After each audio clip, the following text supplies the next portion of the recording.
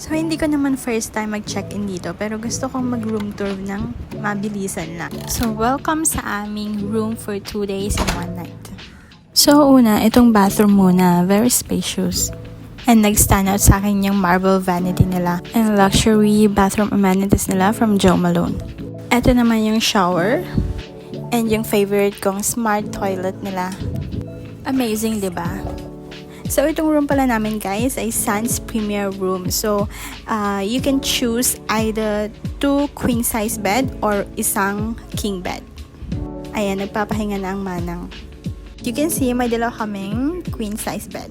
TV din, 75-inch. On the side naman, meron ding bespoke minibar. So, kung gusto mong magkape, you can make your own kasi meron naman silang Nespresso machine. Pero kung ayaw mo naman ng kape at gusto mong mag-tsaan na lang, meron din naman silang tea. You can use yung tea sa tsaan pero yung mga naka-bottle may bayad. But no worries kasi meron din naman silang complimentary tea na TWG din. Only refill pa. Nandiyan na din yung mga Nespresso capsules.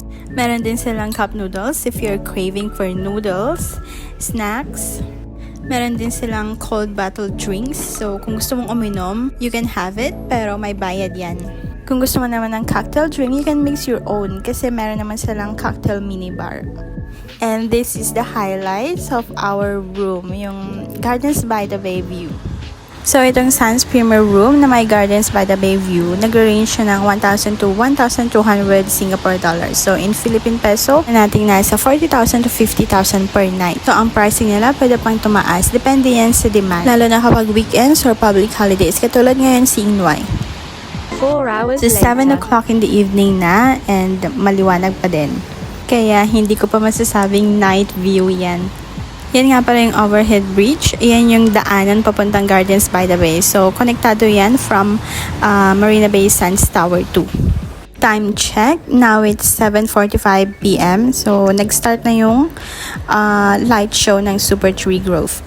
Makain na kami ng dinner. So, balak namin bumaba mamaya for the second show, yung light show ng Super Tree. Pero, chinek ko yung website ng Gardens by the Bay. Cancelled pala due to River Hongbao. Dahil nga Chinese New Year.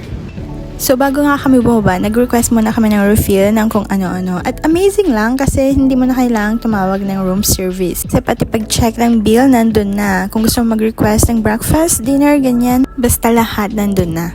Pagka-submit namin ng request, wala pang 5 minutes, andyan na. And yes, nasa baba na kami and ito yung night view. So, mga 1 hour lang siguro kami maglalakad-lakad kasi magsiswimming pa ang tita nyo.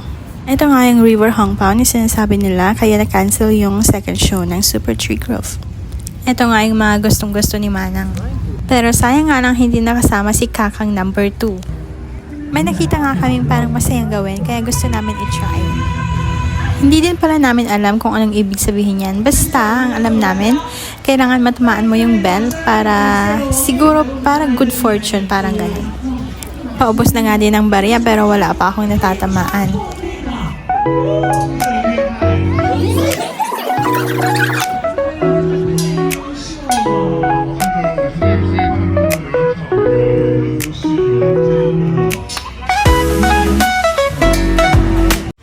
May free show din nga pala dito.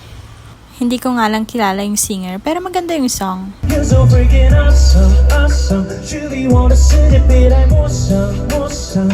Without you, nothing's gonna be fine. I'm ride or die. Doon nga yung stage, pero very crowded, kaya hindi na kami pumasok. Okay naman dito, kita naman sa big screen.